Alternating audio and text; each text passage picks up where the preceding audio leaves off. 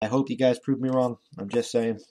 Now, I kind of like here, the next one we're going to talk about the Grammys, and I kind of like that they're losing ratings.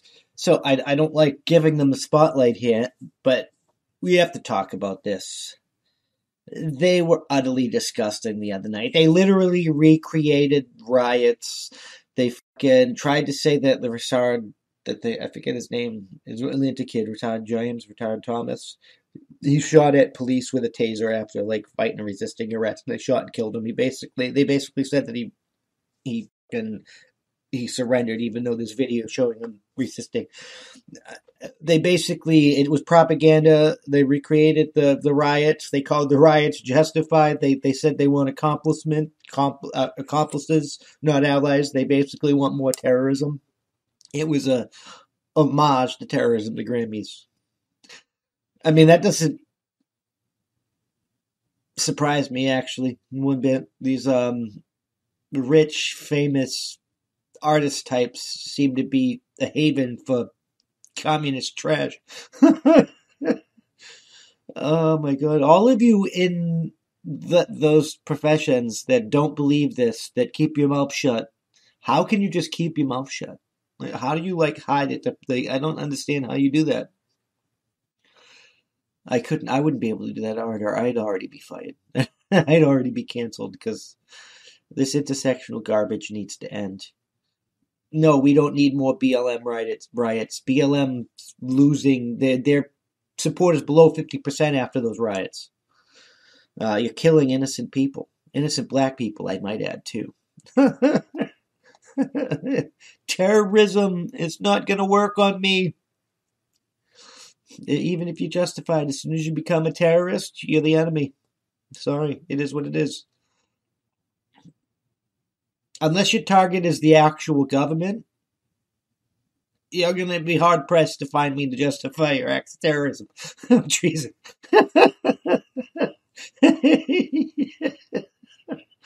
You're directing at regular people.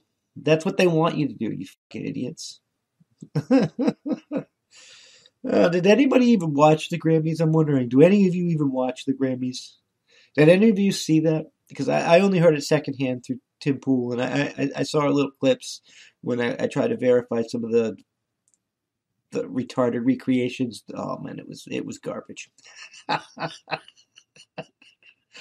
Oh, it was a propaganda piece, garbage. I mean, we've already lost. If this is our culture, this is the culture we're giving our children and stuff. We've already lost. How are we supposed to come back from that, unify, and be able to lead the world against China? They just took Hong Kong. They're gonna take Taiwan. I don't think we can stop them. Thucydides trap. I'm probably gonna butcher the spelling, so give me a second, because I'm pretty sure you guys want to know what Thucydides trap is.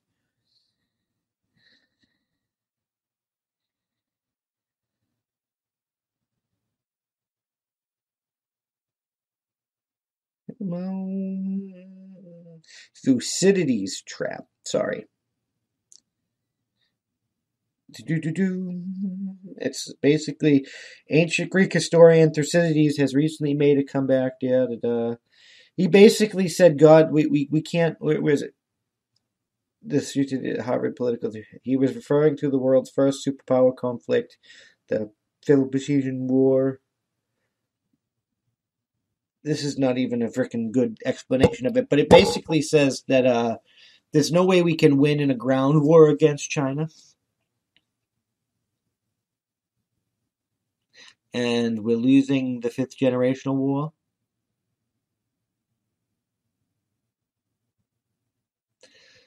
We're losing the cultural war with China. So I'm glad we get that female officer not being tokenized and fighting back against this diminishing of our military capabilities, because they're probably going to be needed soon. And I don't want to say that because I don't like war, but War with China is inevitable, even though we're going to have to find a way past through Thucydides' trap. Well, we're going to fail miserably because they're coming. They're coming either way. We're collapsing. We're too divided. This woke oppression Olympics is killing us. Especially since this woke oppression Olympics, all the people on the woke side are fucking authoritarian trash. You're not fighting for equity, equality, or anything like that. You were communist trash. You being manipulated. You had all that crap, but instead of fucking going for it, you vote in the same asshats and you keep it coming. I mean, it is what it is. At this point, I don't think there's anything we can do to unfuck this mess. We're just gonna have to prepare and learn how to speak Mandarin or whatever because your Chinese overlords are coming.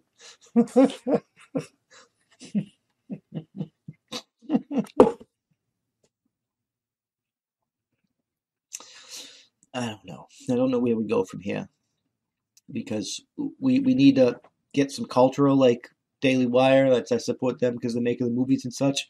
Because we have to combat against this. We need to make our own songs and stuff. We have to start building culture and fighting back big time. We have to learn how to fight the cultural war.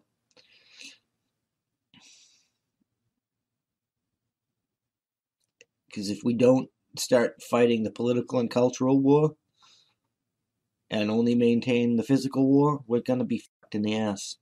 We're already getting fucked in the ass. Our enemies are laughing at us. They have to be. We're a fucking circus. We're a goddamn joke. And that joke is bleeding out into the rest of the world. I know a lot of you like to blame Europeans and all the other stuff for bringing that into us, but it's not that's not what's happening here, buddy. It's the other way around. This stuff is originating here and it's filtering out into the other fucking world in our allies countries and it's fucking them in the ass. It's just fucking them in the ass quicker because they don't have the same constitution failsafe that we do, and that failsafe is rapidly eroding. We have to do something about this mess. I'm just saying. And I'm going to do an audible real quick instead of talking about Joe Biden and his failures. And Joe Biden is a failure. Don't get me wrong. And he's kind of going into this, but I want to talk about something Bill Barr says. So here's an article from Breitbart about China's we've lost pretty much. China's dominating the world, and we've got to pull our heads out of our asses. So let's check out this article real quick. Breitbart News. Bill Barr, while China's dominating the world, America's having a never-ending woke competition, and we truly, truly are. I don't understand. I hate all these little ad things. But HBO's real-time host Bill Maher warned of the rising influence of China globally in the United States, a concern routinely ignored by Democrats in his own party. China-America cautioned is growing in dominance as America continues to allow cultural issues such as the political correctness of iconic children's book to distract them from pressing issues. I don't give a about Dr. Seuss. I give a fuck about China harvesting human organs in concentration camps. You're not going to win the battle for the 21st century if you are silly people, and Americans are silly people, Bill Maher said during his monologue Friday night. Do you know who doesn't care that there's a stereotype of a Chinese man in a Dr. Seuss book? China. All 1.4 billion of them couldn't give a crouching tiger flying I love it because they're not silly people. If anything, they are serious as a prison fight. Like crouching tiger flying. Oh, that's awesome. Mayer used the bulk of the monologue to highlight the advancement China has made through, he acknowledged in the authoritarian nature of the regime. There's got to be something between an authoritarian government that tells everyone what to do and representative government that can't do anything at all, he said, detailing that China has built 500 entire cities from scratch, moved the majority of the huge population from poverty to middle class, and mostly cornered the market in 5G and pharmaceuticals in 2 generations. That's ridiculous. That is fucking yeah. We are fucking lacking in our pimping.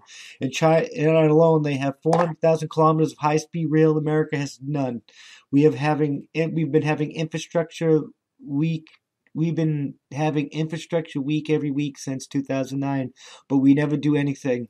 Half the country is having a never-ending woke competition deciding whether Mr. Potato Head has a D, and the other half believes we have to stop the lizard people because they're eating babies. We are silly people. He concerned, referring to America as an impacted colon of a country in terms of moving legislation and getting things accomplished. Oh my God, it's so fucking true. We see a problem and we ignore it, lie about it, fight about it, endlessly litigate it, sunset clause it, kick it down the road, and then write a bill where a half-assed solution doesn't kick in for 10 years. Bill Maher says China sees a problem and they fix it. They build a dam, we debate what to rename it. We binge watch, they binge build. He continued, toting that the communist nation did when the coronavirus struck Wuhan, the place of origin, and novel coronavirus. I mean, when you're like slaves, though, it's kind of hard to compare us to that. I don't think we'll ever reach that level of production, even if we weren't a silly people. When COVID hit Wuhan, the city built a quarantine center with 4,000 rooms in 10 days, and they barely had to use it because they quickly arrested the rest of the disease. Mira said they were back. Yeah, it's because they fucking welded people into their homes. They were back to throwing raves in swimming pools while we were stuck at home surfing the dark web for black market charming. We're not losing to China. We've lost.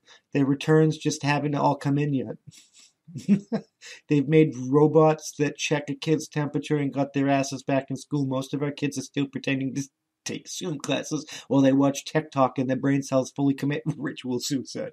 Meanwhile, China has said does not get sidetracked by cult rituals that often dominate the establishment media and the political left. That's because they're doing it on purpose. It's China's paying for it.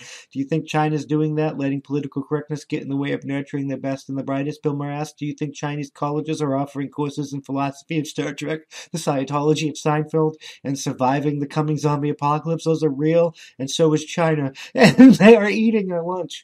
And believe me, in an hour, they'll be hungry again. President Biden, who was not wholly addressing lingering concerns over his son's business dealings, which had famously dismissed the country's threats during the Democratic primary race, declaring that it was not competition for the United States. Yeah, it's because they already won.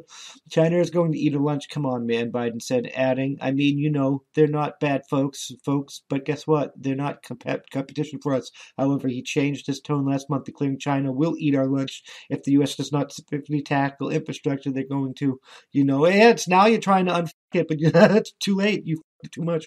If we don't get moving, they're going to eat our lunch, the president told senators. We just have to step up, and what I like to talk to these folks about, since they are the key committee, is how we begin this. I've laid out what I should be doing by whatever. That was fucking garbage. I'm not listening to you, because you've already fucked us in the ass.